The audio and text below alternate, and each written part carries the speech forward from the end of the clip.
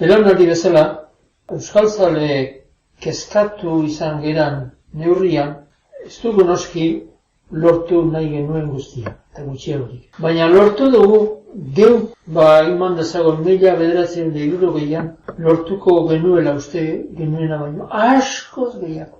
Ikastoletara sartu ziren gurasoek, ez zuten pentsatzen beren aurrak han 3-4 urterekin sartzen zituztenean, haiek gero, ingenieritza egingo zutenik euskaraz. Kazetariok, gehienez ere, eta hori ere ametsa handia zen, astekari bat amesten genuen. Niok ez zuen pentsatzen, egunkari bat izango zenik euskaraz, 10.000, 20.000 ale salduko zituen. Hizkuntza nazionalaren batasunerako bide bat. 2 lortu du, inon gutxitan bezala, gizarteak hori bultzatzea, onartzea.